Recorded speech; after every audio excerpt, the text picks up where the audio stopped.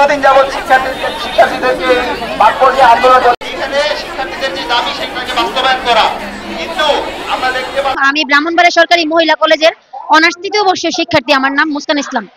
আমাদের যে দাবিটা ছিল আপনারা হয়তো অবগত, আমাদের দাবি ছিল অবৈধ স্থাপনার উচ্ছেদ চাই এবং আকর্ষণীয় দৃষ্টিনন্দন গেট চাই। আমরা পর 4 থেকে 5 বার প্রশাসনের কাছে আসছি, কিন্তু প্রশাসন আমাদেরকে বারবার আশ্বাস করতেছেন। আশ্বাস করেও ওনারা কোনো কিছু ওনাদের কোনো কর্মসূচি আমরা দেখতেছি না।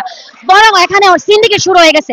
এখানে আমরা আসার আগে সিন্ডিকেট দলের লোকেরা আগে এসে বসে থাকে। আর প্রশাসনের কাছে আমরা যাওয়ার পর উনি আমাদের কোনো কথাই শুনতেছে না, আমাদেরকে কথা বলার সুযোগই দিতেছে না।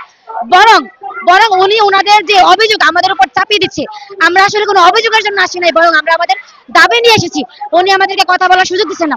গত 2 দিন আগে উনি আমাদেরকে বলেছে উনি উচ্ছেদ কাজ করবে এবং উনি মাঠে থাকবে, মাঠে থেকে উচ্ছেদ কাজ করবে। কিন্তু আজকে প্রায় 1 সপ্তাহ 2 সপ্তাহ হয়ে যাচ্ছে, আমরা কোনো কর্মসূচি দেখতেছি না। আমরা চাই সবাই আমাদের পক্ষে থাকুক এবং কোনো সিন্ডিকেটের শিকার না হই। আমরা আকর্ষণীয় গেট চাই এবং আমাদের সীমানা প্রাচীর চাই। আমরা যেন বারবার রিপ্রেজেন্টের শিকার না হই। আমরা আকর্ষণীয় গেট চাই। প্রশাসনকে আমরা দাবি জানাবো উনি আমাদের পক্ষে থাকুক, উনি ন্যায্য বিচার করুক। উনি ন্যায্য বিচার করে আমাদের পাশে থাকুক। ব্রাহ্মণবাড়িয়া সরকারি মহিলা কলেজের আন্দোলন হচ্ছে প্রশাসনের বিরুদ্ধে।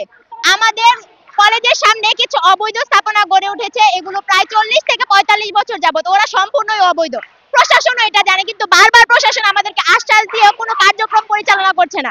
এই অবৈধ স্থাপনার মালিকেরা, আমরা ওদের মাধ্যমে বিভিন্ন হেনস্থার শিকার হচ্ছি। তারা আমাদেরকে মৃত্যুর হুমকি দিচ্ছে।